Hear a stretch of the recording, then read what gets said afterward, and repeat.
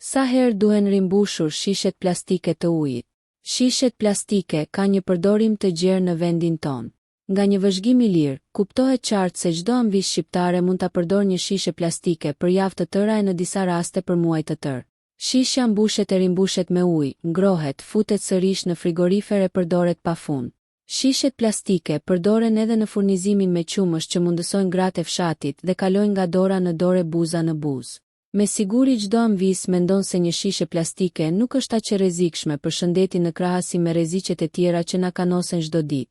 Sigurisht që ekspertët e Agroeb.org kanë paralajmëruar më herët për rrezikun e ripërdorimit të shisheve të ujit. Por së fundmi studiuesit e huaj janë rikthyer kësaj çështjeje.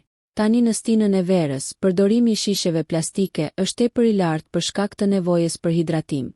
Sa herë duhen rimbushur shishet plastike të ujit? Këto shishe për fat të keq përmbajnë bisfenol A, një substancë kimike që lëlshohet në ujë dhe kthehet në strehën e shumë baktereve të rrezikshme.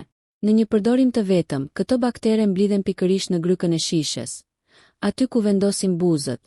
Ndaj mund ta imagjinoni se çfarë ndodh me ripërdorimin e këtyre shisheve.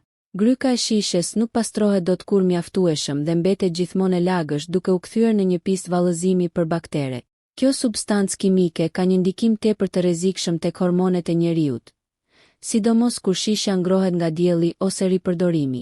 Për pasojë, ekspertët e Agroeb.org rekomandojnë që nëse u jepet mundësia, të mos blini shishe uji nga ato që kemi parë rëndom të ekspozuara jashtë në diell për orë të tëra në shumë markete të vendit.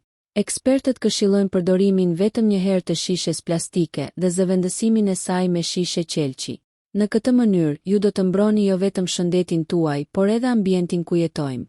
Nëse ju pëlqeu kjo video, shkoni në kanalin e YouTube-it Big VIP Albania Kosova, që e gjeni në bio. Mos harroni që të bëni subscribe dhe të klikoni butonin e ziljes që të informoheni për videot më të reja.